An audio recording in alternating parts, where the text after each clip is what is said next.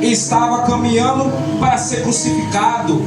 Palavras essas que no meio daquela reunião dos 12, um deles era o traidor. Imagina como estava o coração, a mente. E está no texto, ninguém suspeitava que era Judas. Por quê? Porque Jesus não discriminava Judas. O mesmo tratamento que Jesus dava a Judas, dava a todos. Então pense você e eu, o mestre dizer que no meio daquela reunião, um deles era o traidor, qual nenhum sabia. Logo o coração e a mente começam a especular, a presumir quem era. Isso é o primeiro apontamento que mexe com as emoções e com o raciocínio dos discípulos. O segundo apontamento que Jesus faz, pastor, é dizer que o líder dele, o apóstolo, por nome Pedro, iria negá-lo naquela noite. Logo Pedro, um homem admirado pela sua liderança, sua fluência, o homem que cativava os demais, está na Bíblia, na maioria das perguntas que Jesus faz aos discípulos, quem responde é Pedro. Porque Pedro era o líder do grupo. Agora imagine que no meio daquela reunião, Jesus disse: Pedro, nessa noite, antes que o galo cante, você me nega 3 vezes. Imagine como ficou a mente, o coração dos discípulos, apavorado, perplexos. Assim é como nós, irmãos. Eita glória, Jeová! Imagine um pastor que pastoreia e um membro que se destaca pelo seu ofício. Imagine que o pastor diz claramente ao membro no meio da reunião que ele, naquela noite, o membro que se destaca pelo seu serviço iria o negar. Como fica a mente e o coração dos demais? Se ele se destaca, negaria, quem dirá nós? É por isso que no texto na qual nós lemos, Jesus fala: não se turbe o vosso coração. Jesus está dizendo para Pedro não se escandalizar e nem os demais se escandalizar. Muito pelo contrário, tudo estava sob o absoluto controle de Cristo. É Bíblia! Eu só estou na introdução, irmão. É Bíblia! Não se turbe o vosso coração. Por quê? Porque os corações deles estavam no ápice para se turbar, se apavorar, se desesperar. Meu Deus!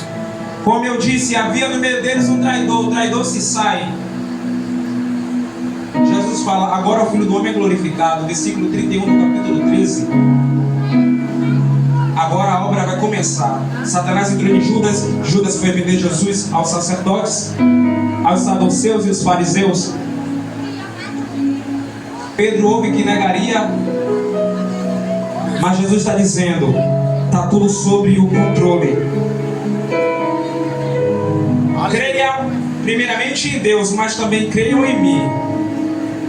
Creia que tudo isso faz parte do projeto, do plano do Pai para a redenção da humanidade, para a salvação de vocês. Eu gosto desse texto porque essas palavras é para consolar os discípulos, assim também como existe palavra para nos consolar nos dias em que a igreja ainda está na terra. Eu quero te dizer, vocês que me ouvem, e algo que está muito enfático no meu coração. A primeira é: Jesus está voltando.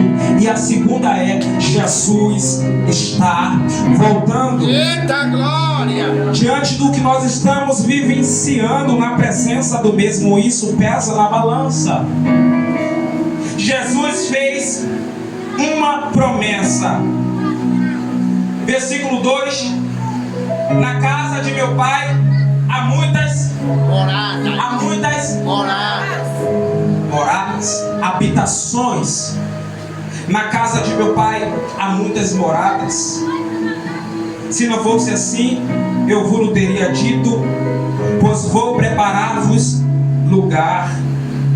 Observe, está no texto, como Jesus tira o foco da conversa do seu sofrimento, da negação de Pedro, da traição de Judas, e começa a levar agora os discípulos a pensar e a refletir dentro de uma realidade celestial. Só o Evangelho de Jesus faz isso conosco. Meu Deus. A tribulação nós temos por causa da terra. Sofrimento nós temos por causa da terra.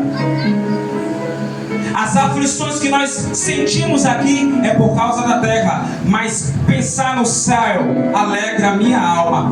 Pensar e refletir no céu me dá ânimo. E foi isso que Jesus fez.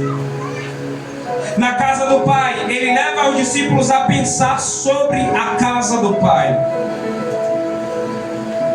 Na casa do meu Pai há muitas moradas. Se não fosse assim, eu teria dito a vocês, pois vou preparar-vos. E é interessante. Por que é interessante, pregador? Porque para acontecer a reunião no cenáculo, está na Bíblia, no livro de Mateus, se não me engano, é João e Pedro que vai arrumar, ornamentar. Então certamente João e Pedro foi preparar lugar para que houvesse a reunião dos apóstolos, assim como de Cristo no meio deles. Mas é interessante que Jesus traz a mesma conotação, porém diferente. Aqui na terra, quem preparou o lugar foi João e Pedro, para que pudesse acontecer a reunião, a ceia entre eles. Está na Bíblia, porém no céu é diferente.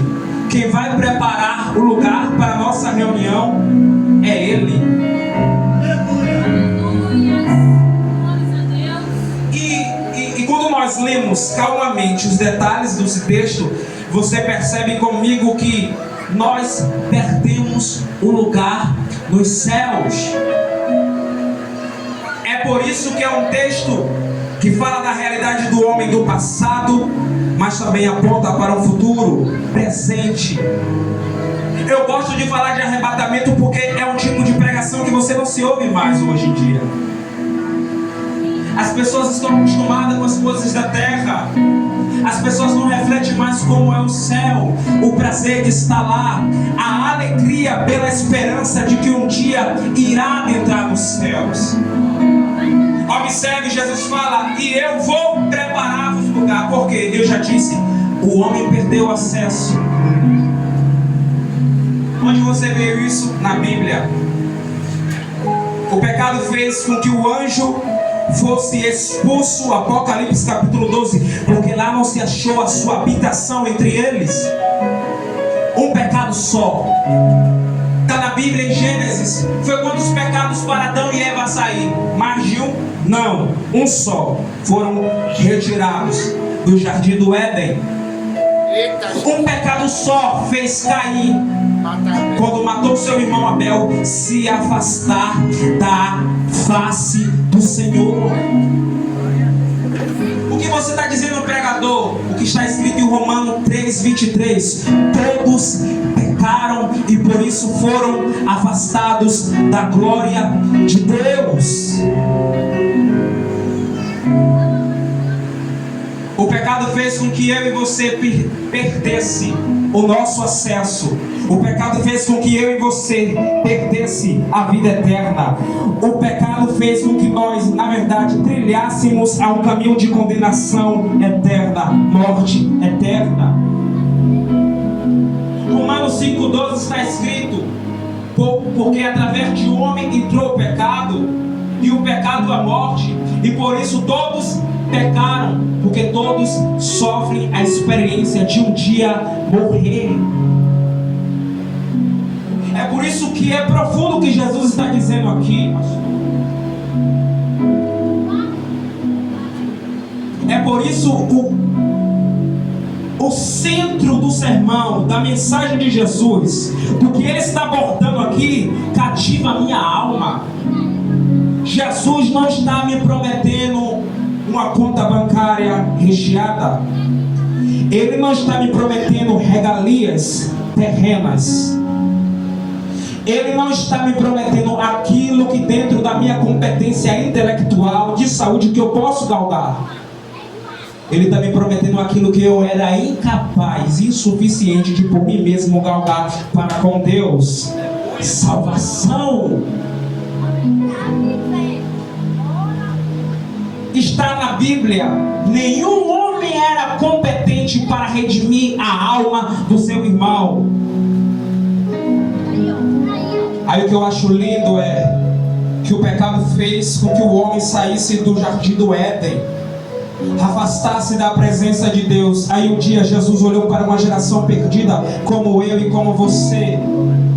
Está escrito em Filipenses capítulo 2, versículo 5: ele se esvaziou a si mesmo, tomando forma de homem, e como homem ele se humilhou, obediência ao Pai, para assumir uma morte de cruz no meu e no seu lugar.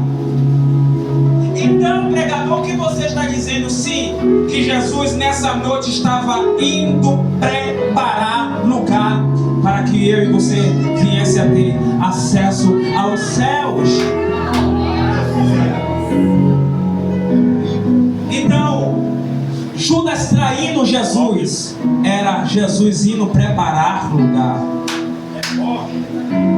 Jesus sendo esbofeteado na face, zombado, e está na Bíblia, batiam na face do Senhor e ainda perguntava: diz agora, profetiza que ele bateu. E ele, como ovelha muda ao matadouro, sem dizer nada, ele estava indo preparar lugar. Hoje eu sinto a presença de Jesus aqui. Jesus sendo julgado por Anás e Caifás, sacerdote. E Anás ainda dizia: diz agora se você é o Cristo. Aí Jesus, cheio da autoridade do Espírito, diz assim: ó, você está dizendo, mas um dia você vai ver o Filho do Homem sentado na sua glória. O que acontece? Em síntese, para resumir, ele é julgado por Pilatos, de Pilatos passa pela mão de Herodes volta para Pilatos, a júri público, o povo fez votação. O povo votou: solta Barrabás, crucifica o Nazareno. Ele foi flagelado, querido e querida. As costas de Jesus ficou 90% carne viva por causa dos chicotes romanos. Batia, rasgava. O que havia na ponta daquele chicote era pedaço de osso de animal. Quando eles golpeavam com força o carrasco, golpeava as costas do nosso Senhor, pedaço de carne voava, sangue aspergia. Com isso ele estava indo preparar lugar.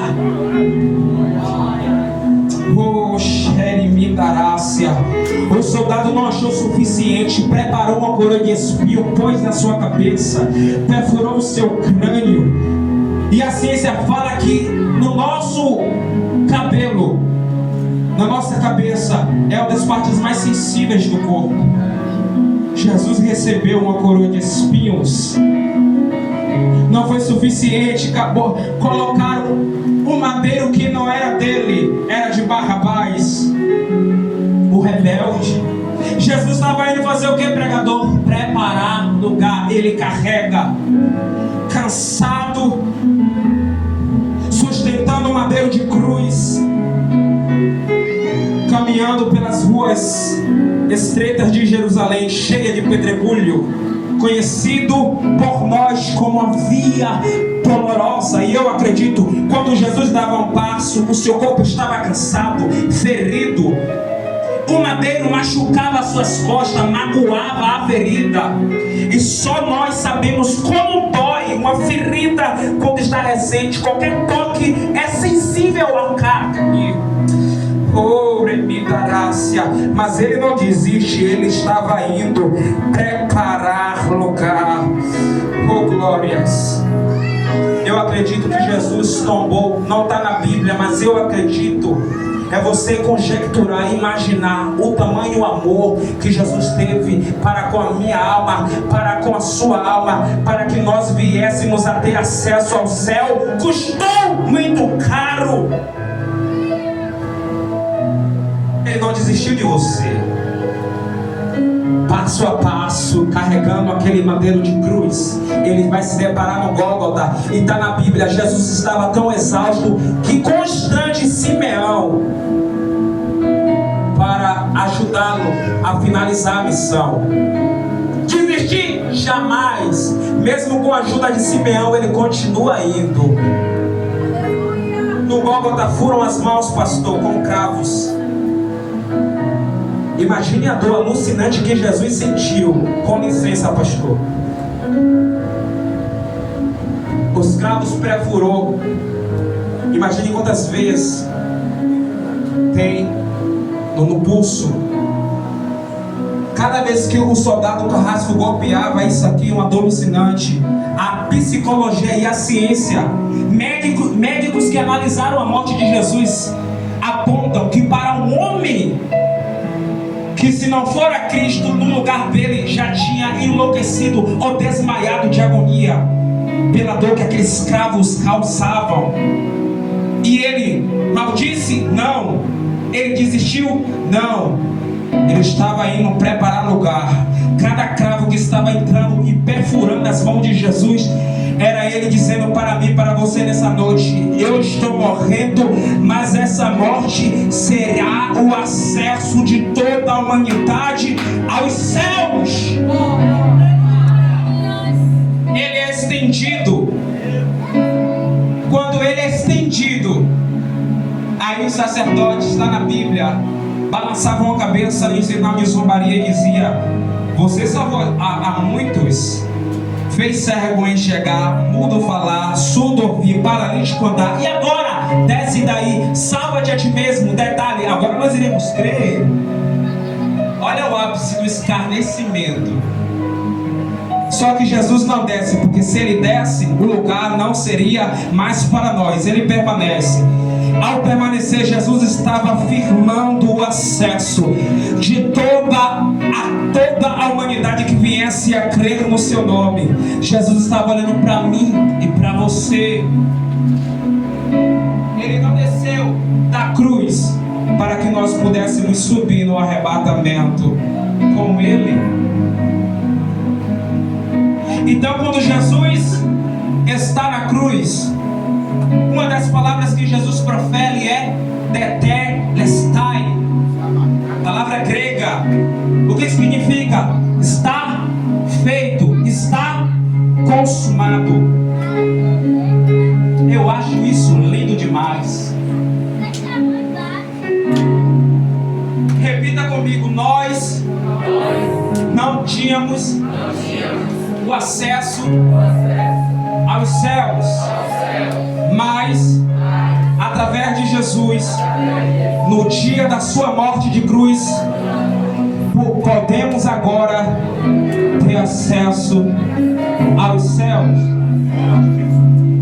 Isso é didático. Repetir o que você ouve é para que você saia daqui refletindo o que custou a morte de Jesus para você ter acesso aos céus. Quando Jesus fala tetelestai, ele estava dizendo e declarando ao Pai: Pai, já está feito. Pai, a partir de hoje o lugar já está aberto para que a igreja viesse a ter o acesso. É por isso que nós esperamos e cremos no arrebatamento. É por isso que há alegria na igreja. O mundo está no ápice do desespero por causa da pandemia, sim, verdade. A violência tem se aumentado, muitos morticídios de muitos jovens, sim, verdade. E a igreja?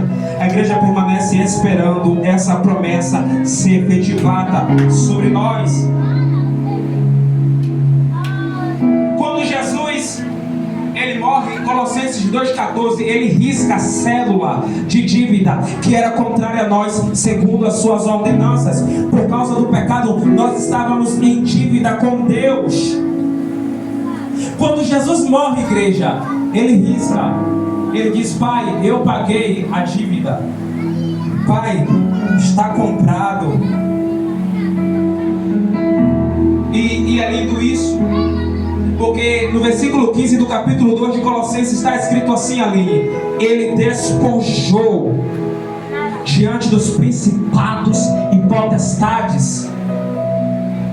Quando Adão pecou, Satanás teve legalidade para governar o sistema do mundo.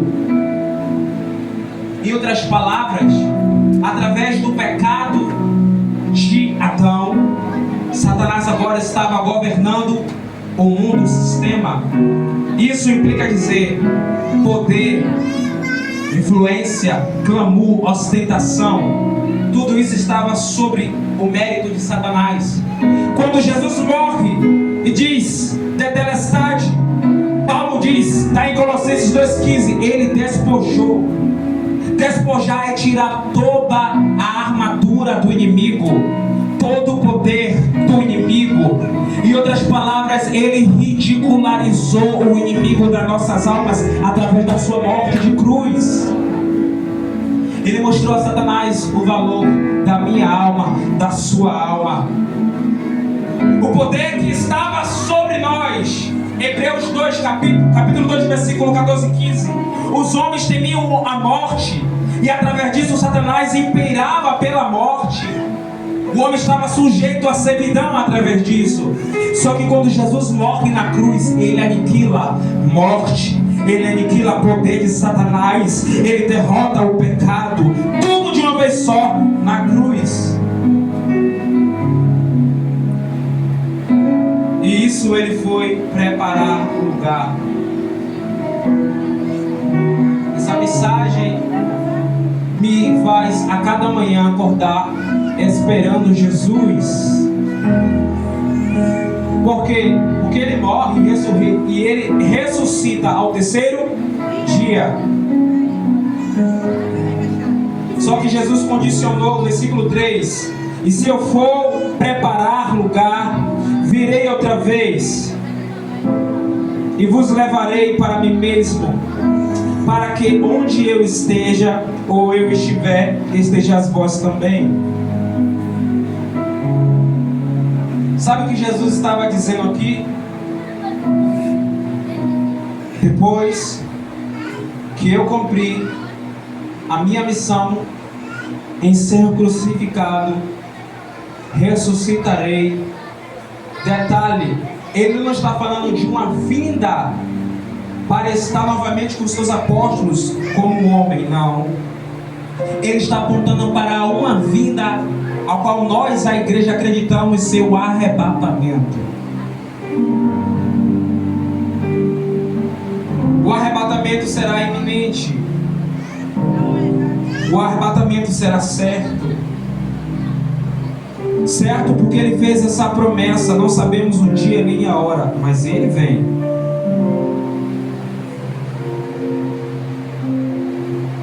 Está no texto: se eu for e vos preparar lugar. Eu já falei, tudo que ele fez era um preparo para que nós viéssemos a ter acesso aos céus. Virei outra vez e vos levarei para mim mesmo, para que onde eu estiver, grave isso aqui, onde eu estiver, repete comigo, onde eu estiver. Pronto. Sabe o que Jesus está falando aqui? Para dar de entender aos discípulos, assim como eu e você, o mesmo Jesus que estava falando aquelas palavras para Pedro e para João, é o mesmo Jesus que fala essas palavras para mim e para você nessa noite. Jesus está em João, capítulo 7, versículo 32, se não me engano. Ele olhou para os fariseus e disse assim, aonde eu estou, vocês não poderão ir. Mas detalhe, Jesus estava na terra.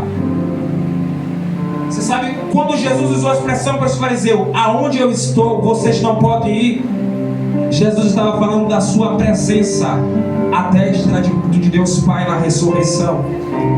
Em outros lugares, Jesus estava falando que o céu é a sua morada permanente, que na terra ele estava de passagem, mas o céu é o seu lugar de habitação eternamente.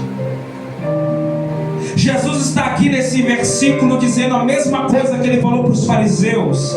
Mas detalhe, aos fariseus ele disse que os fariseus não poderiam ir, mas a igreja, é certo, vocês também estarão comigo no lugar onde eu estou.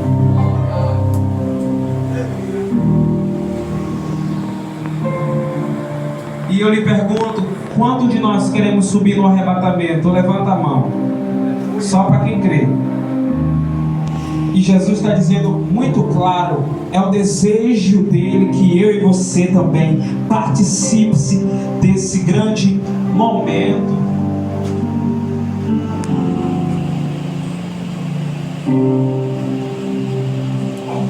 O arrebatamento vai acontecer, querido e querida. Mas muitos de nós não estamos vivendo como se isso fosse acontecer de fato. Só que Jesus aponta: vai acontecer. Jesus vai tirar a igreja. Ele vai tirar, arrancar. Isso é muito forte.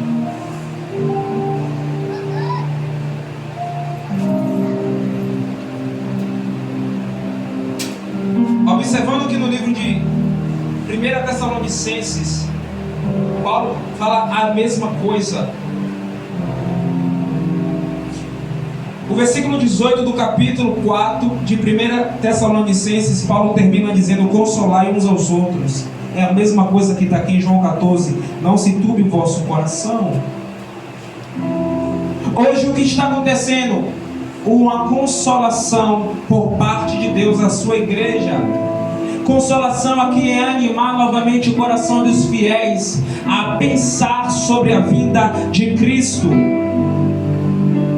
Nós estamos projetando muitas coisas para o ano de 2021. Eu acredito nisso. Mas como você tem se prontificado para morar nos céus? Para ter um encontro pessoal com Jesus, não na terra, nos ares. Aqui Jesus diz que vai nos levar para onde Ele está. Então não é Ele vindo para a terra novamente. É nós indo ao encontro dele nos ares. A primeira vinda, da segunda vinda, a primeira etapa, observa, dessa segunda vinda de Jesus, porque ele já veio, já fez o que fez, crucificou e tal, mas na segunda agora é por arrebatamento. Detalhe, vai ser um arrebatamento invisível. O mundo não vai ver a Cristo, mas a igreja vai ser levada por ele. A primeira etapa da segunda vinda de Cristo é exclusivamente para a sua igreja. Ele vai tirar a igreja da tribulação, do sofrimento, da aflição que ela está passando nesse mundo.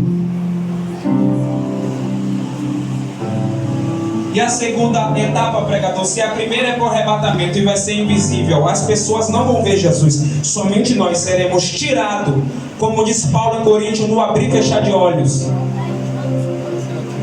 A segunda etapa, agora Jesus vai julgar os incrédulos e os ímpios.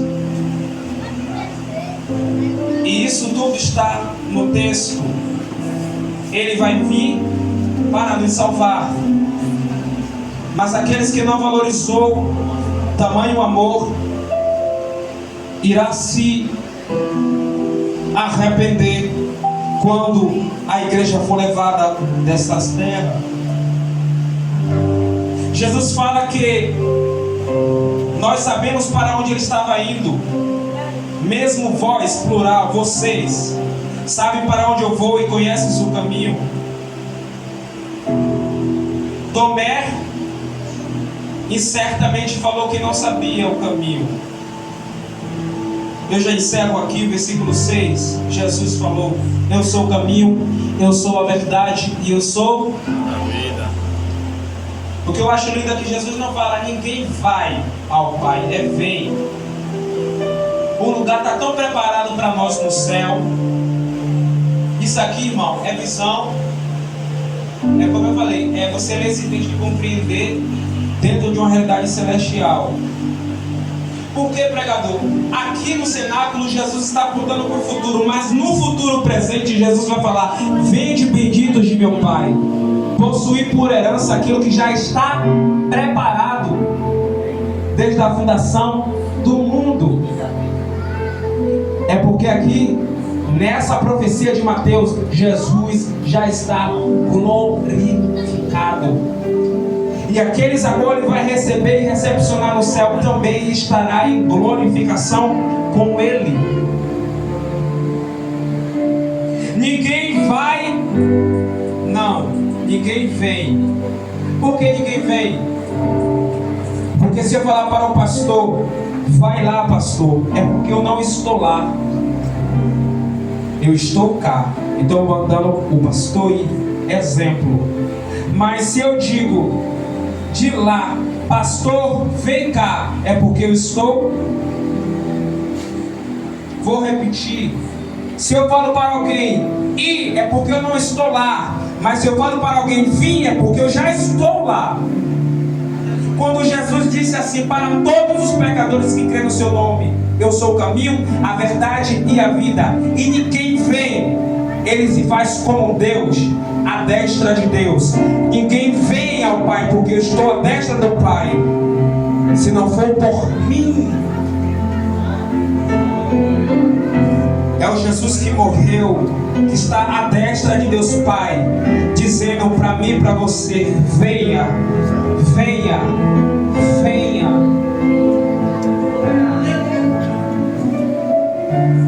Fica em pé, por gentileza.